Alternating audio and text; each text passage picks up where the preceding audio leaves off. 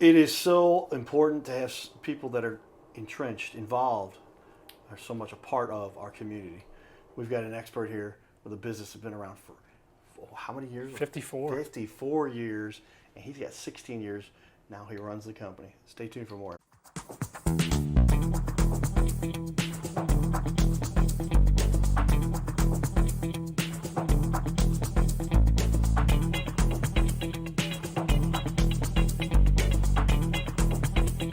Here and there. Welcome everyone to Your Little Castle Show, where we are highlighting those leaders and a little offset discussion. But yeah, Carroll House, they're a great sponsor, but you've done some work for them. Yeah, we've helped them out with some repair work on a couple of their facilities. Okay, yeah, they're all over the place, but with your background, they probably look you up and they're like, hired. Great experience brought to the table here. Lakeside Roofing Company, we have the owner, Pat McLinn, third generation, lakesideroofing.com. And I like to, let me talk a little bit about that background, but somebody born and raised in the St. Louis area, went to St. Louis University for college, and now has your own, taken over the company as a matter of, it was kind of a friendly transfer, right? From family to family? Family to family, yeah. Tell me a little bit about how that worked and why you appreciate working with, taking over a company that you knew the background of. Yeah. After many years of working at the company, Dwayne Arnold was the previous owner of Lakeside. He kind of pulled me into the office and said, "Hey, I don't mean it right around the corner, but you think this is something you'd want to do one day?" And I think I was in my late 20s or mid 20s at that time, and I was just kind of like, I don't know if that's in the cards for me quite yet. Hadn't thought that far ahead, but we would just periodically have conversations together as time went on, and as I gained a little bit more experience and a little bit more maturity throughout the years, it just kind of became a no-brainer that the people, the culture that was already in place, it being a great company that's been around for so many years, that to me it just felt like home, and it felt like something I should do. It felt like the next challenge in my career and the next chapter of my life. Well, that's a great position to be in, and just to have somebody, because obviously he saw in you somebody he could turn this over to, because nobody wants to build a company and run a company for as long as he had, and then go, all right, I don't know if this is going to work out with who's going to take over the company. They knew you could handle it, and doing well. So that's good to see with that. Tell me a little bit more about, you said most people, the biggest mistake, they try to cut costs too much. What are some of the other mistakes people make? Sometimes people say, I can deal with the insurance company myself. Is that a bad decision?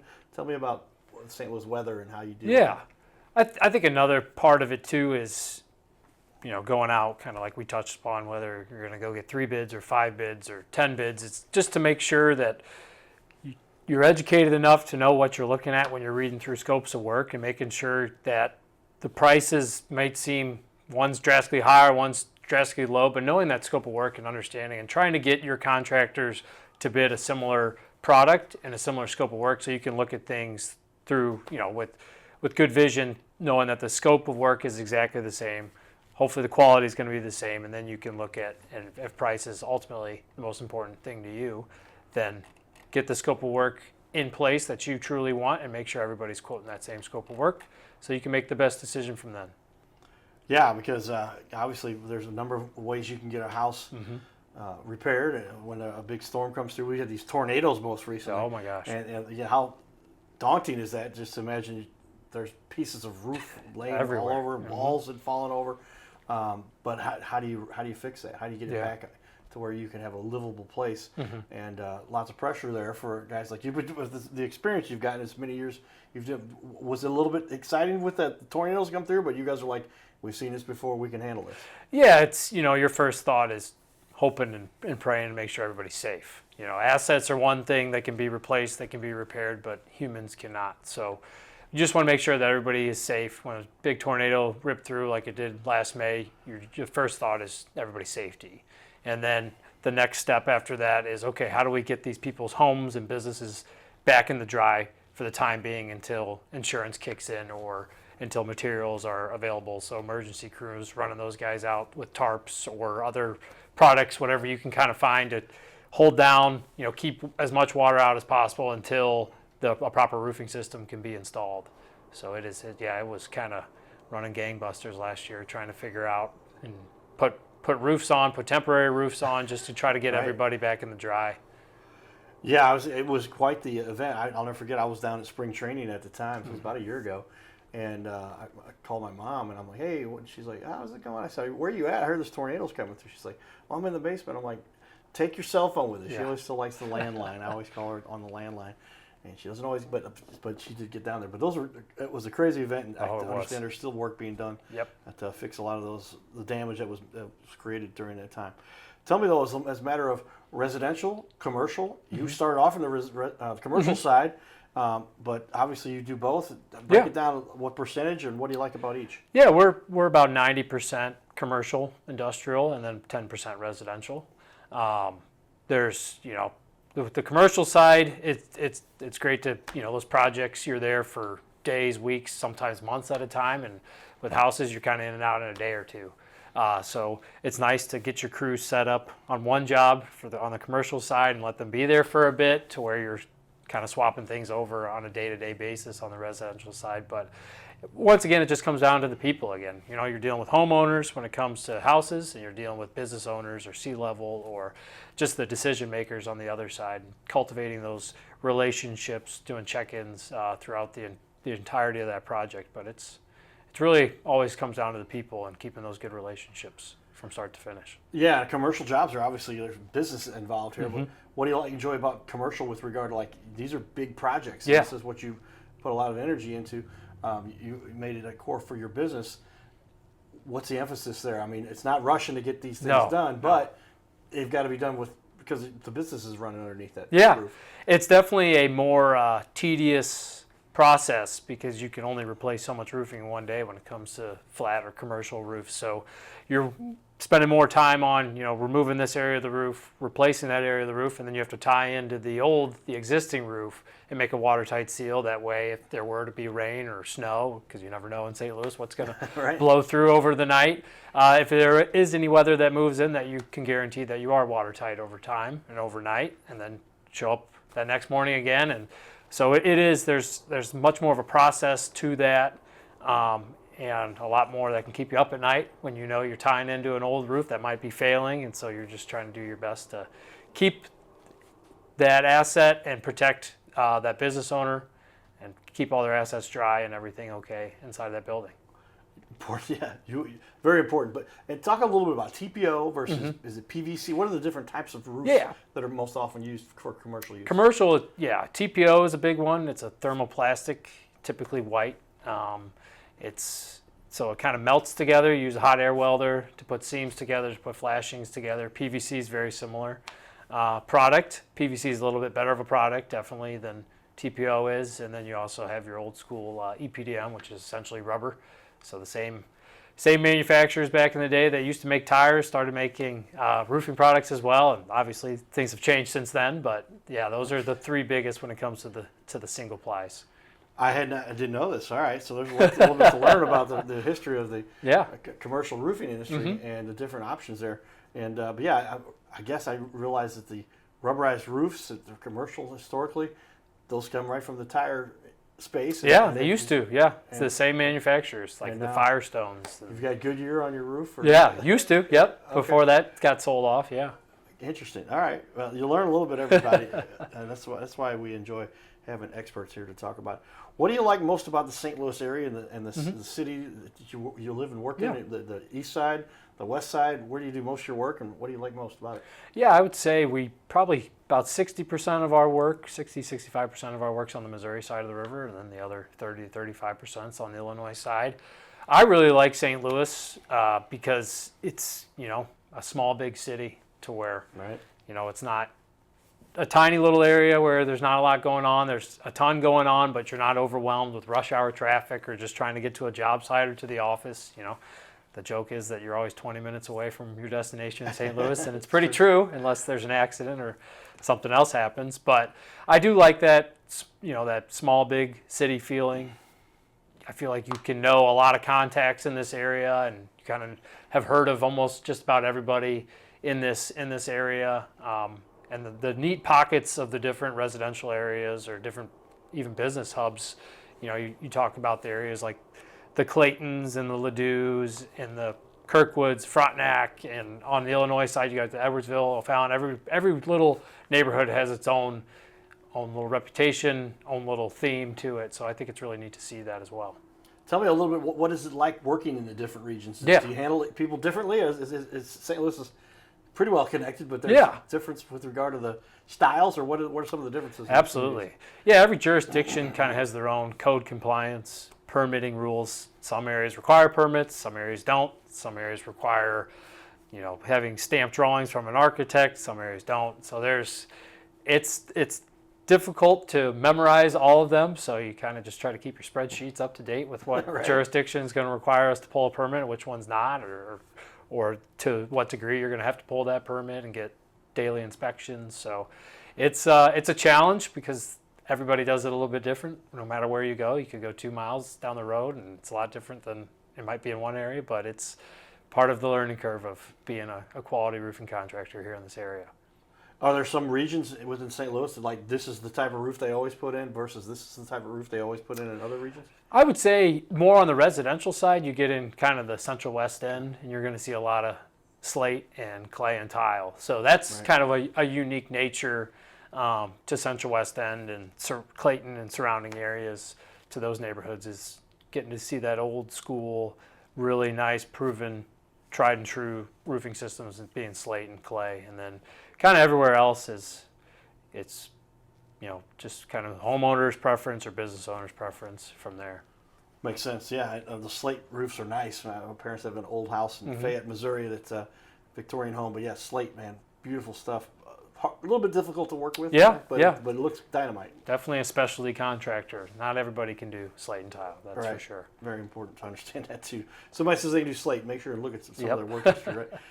Tell me a time when you had a client that was in a tough situation and you had to come through and kind of make an exception to help somebody. Yeah, actually recently, being in an insurance project on the Illinois side, there was a storm chaser kind of coming around that convinced a commercial business owner to file a claim on a roof that did not have hail damage, and we got involved in that project to try to kind of help the business owner out, and we met with the insurance company and were able to kind of make a deal come through that kind of all parties were happy with, that took care of the business owner, and that the insurance group was okay putting their stamp on that. So that was one that was definitely unique in nature, because it was kind of the fear of what storm chasers can do, and people, you don't trust everybody that knocks on your door telling you need a new roof, and I can guarantee you I'll get you a free one.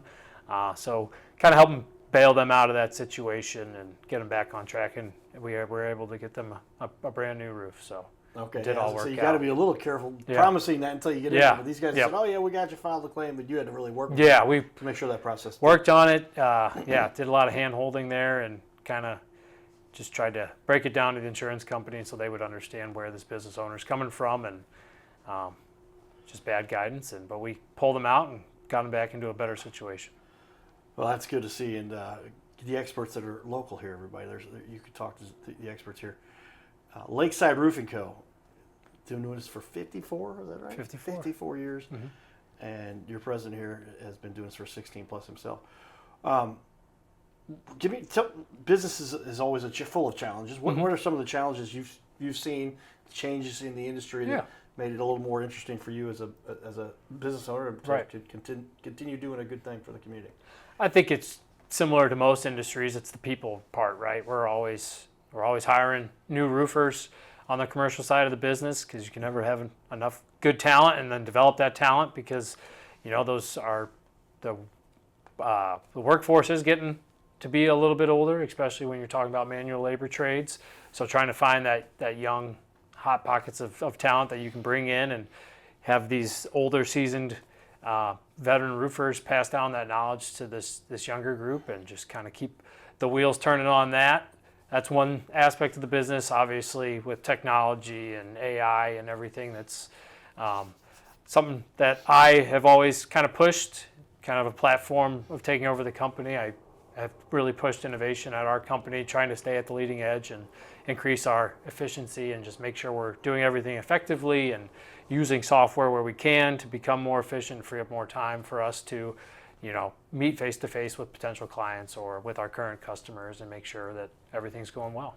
Yeah, it's good to see that somebody, because you understand technology is such an impactful thing, and just how do you manage all your delivery of everything, and how do you scope a roof, and Eagle View, or these Eagle all View, kinds yeah, of technologies very that are neat. out there Yep. that let you see what's going on and understand what's going on a particular job. With that, we're going to take a break here, share some more of our community excitement. Both of us enjoying baseball here. We'll show you some of our fun down at getting ready for the Cardinals home opener. Hey everybody, guess what? We get to have fun all the time at the Cardinal games. Before the game, we get to hang out with fun super fans. Say hello to my buddy Nino over here, Brett, Tanya, and Dixie. That's right. Everybody's in the video here. Family coming out to the game. Nino, what do you love about going to Cardinal games? You love baseball? Yeah. He loves baseball. Hey, all right. Scoring points with the Cardinal Cowboy. Yeah, he plays Miracle League baseball. Do you really? And he likes to be on the Cardinals team at home. Yeah. Wow. Nino, how many times have you been on that team? How many times have you done that? A lot. That's a good answer. All right. Dan, what's it like coming to the Cardinal games with your son and your wife and all the fun you get to have down here? Oh, it's the most fun. I mean, we've been coming since Old Bush. Now we've got New Bush Stadium. It's the best baseball town, and it's the most fun. It's fun before the game. The games are always great, and we love it. Well, I appreciate you guys taking time here. We're at Patios, everybody. This is where the most fun is. I get to wear the full outfit here. I got the pants, the socks, the arch, Nino, Brett, Tanya, and Dixie all here, and we're outside Patios having fun. Hey, say hi to Patios. Stop on by here before a Cardinal game, and we'll see you guys soon. Nino, give me some knuckles. There we go. Go Cardinals. Giddy up. His name is Carter Rethwich, but in St. Louis, he's known as the Cardinal Cowboy. He's a well-known fixture in the stands at sporting events in the Gateway City. He's one of its greatest cheerleaders, a super fan like no other. When he makes his rounds at almost every home game, he shares his love for sports with the rest of fandom with a smile, a cheer, some positive encouragement, and lots of selfies and pics. But the Cardinal Cowboy was born of a tragic incident. Rethwich was an aspiring athlete in high school and college. He dreamed of playing in the big leagues, but those dreams ended when he and 3 of his college friends were hit with a devastating crash by a 5-time drunk driver. One of his best friends died. Carter suffered a critical head injury. The trauma put him in a coma for 6 days. The doctors said he was never expected to function again. Those expectations never came true. He fought back and finished college. He was determined to prove the doctors wrong. Among other inspirations, it was his love of baseball that kept him going. And from his near-death experience, the Cardinal Cowboy emerged. His goal in life became to inspire others with positivity despite the odds, to help people believe in themselves and achieve their dreams. So after my coma, I realized that it was up to me if I was going to accomplish my goals, if I was going to reach my dreams. Despite what the naysayers would say, the people that were discouraging me, like they do everyone, it's up to me if I'm going to make it. Don't listen to the naysayers. It's up to you. You decide whether you're going to succeed, whether you're going to reach your goals. Dream, and then always, always chase your dreams. Never give up. Giddy up.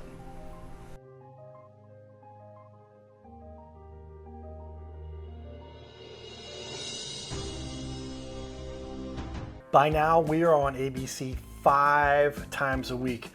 So many businesses are loving what we're doing to help them get their name out there. We'll sit right here in our guest chair, right here, sitting here talking to us.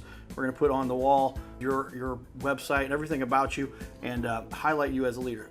Fill out the form you see here on our website. It's bigleagues.com, and if you go to bigleagues.com, fill out this form.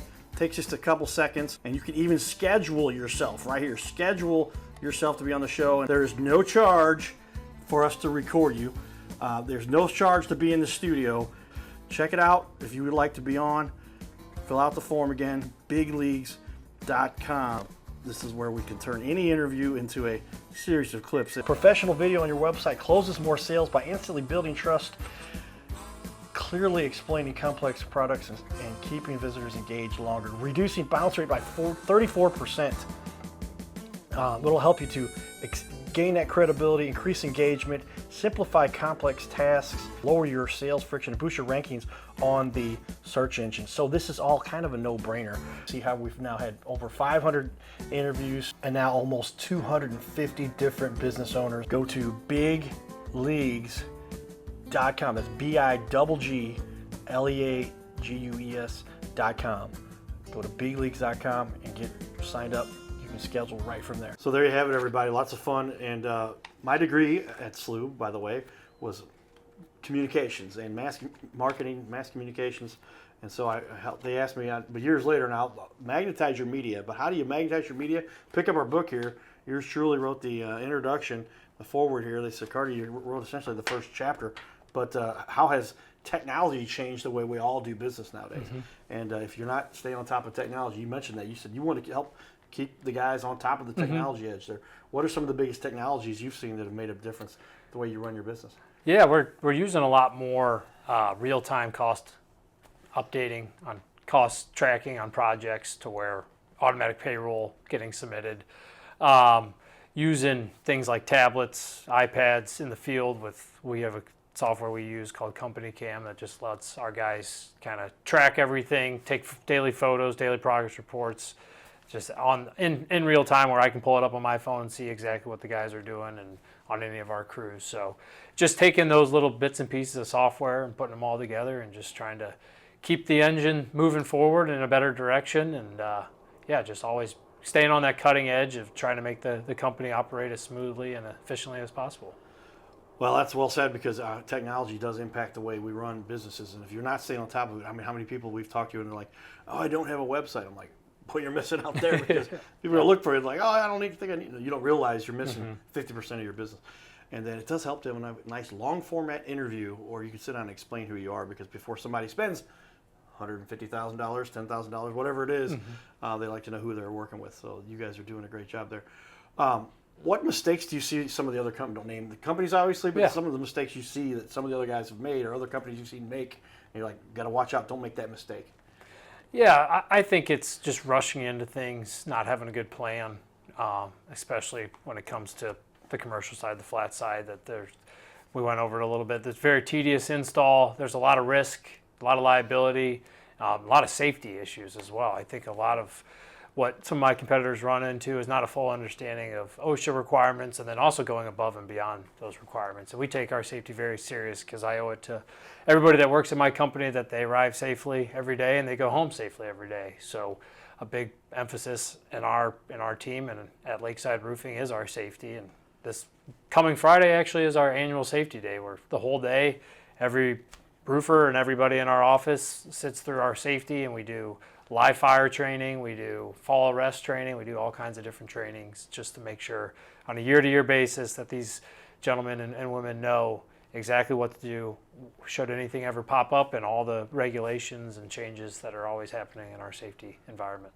Take note of that one, everybody. Somebody who's paying attention to the safety concerns. You have a day dedicated. Now, is that mandated by any organization, or is that just something that's something annually that you want to do? Yeah, we do. We just have our mandatory annual safety day every year, and we try to do it kind of late March, right before we get into our really, really busy time of year. That way it's kind of the last conversation we have before you get really busy, and that it's at the front of everybody's mind to be in front of production, in front of anything else, to be safe at all times.